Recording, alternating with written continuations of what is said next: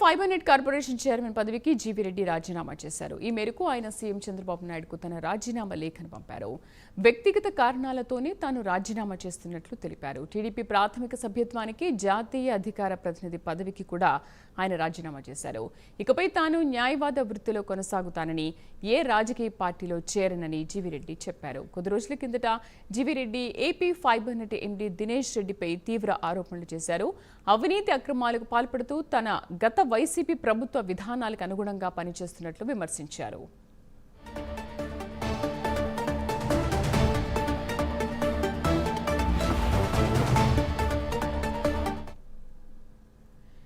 AP fibre net corporation chairman పదవికి GV Reddy రాజీనామా చేశారు. ఈ మేరకు ఆయన సీఎం చంద్రబాబు నాయుడుకు తన రాజీనామా లేఖను పంపారు. పూర్తి సమాచారాన్ని మా కరెస్పాండెంట్ శ్రీనివాస్ అందిస్తారు.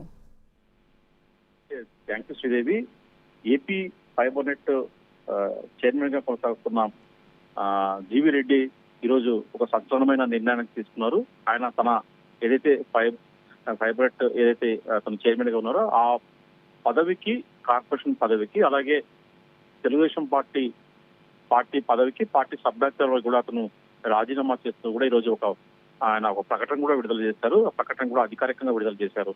అంటే ప్రధానంగా చూసుకుంటే సంస్థ చైర్మన్ పదవితో పాటు పార్టీకి కూడా అతను పూర్తి స్థాయిలో రాజీనామా చేసి ఇక తాను భవిష్యత్తులో కూడా తన న్యాయవాద వృత్తిలో కొనసాగుతుందని చెప్పేసి ఆయన స్పష్టం చేశారు ఆ లేఖలో.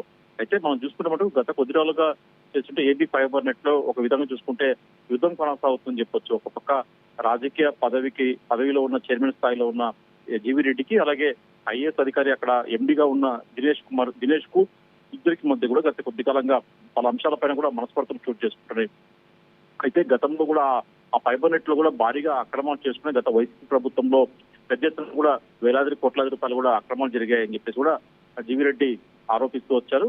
గతంలో చూసుకున్నప్పుడు అయితే ఇలాంటి అక్కడ జరిగిన అక్రమాలపైన కూడా అతను అక్కడ పలుసార్లు కూడా ఎండీ దృష్టికి తీసుకెళ్లినా కూడా ఎటువంటి చర్యలు తీసుకోకపోవడంతో అతను తీవ్ర అసంతృప్తి వ్యక్తం చేస్తూ వచ్చారు. పలు సందర్భాలు కూడా అంటే 2-3 సార్లు కూడా మీడియా సమావేశాలు కూడా ఇదే అంశాలు కూడా ప్రస్తావించి వచ్చారు. పెద్ద ఎత్తున కూడా ఇక్కడ గత వైసీపీ పాలన కూడా పెద్ద ఎత్తున అక్రమాలు జరిగాయి. అక్రమాలని కూడా ఖచ్చితంగా చర్యలు తీసుకోవాల్సిన బాధ్యత తమ మీద అని చెప్పేసి కూడా జీవీ రెడ్డి చెప్తూ వచ్చారు. అయితే ఈ మేరకు కూడా అక్కడ జరిగిన లోటుపాట్లు, అక్రమాలపైన కూడా చర్యలు తీసుకోవాలని చెప్పేసి దినేష్ ఎలాంటి చర్యలు తీసుకోకపోతే పెద్ద ఎత్తున కూడా అతని మీద విమర్శలు చేస్తారు.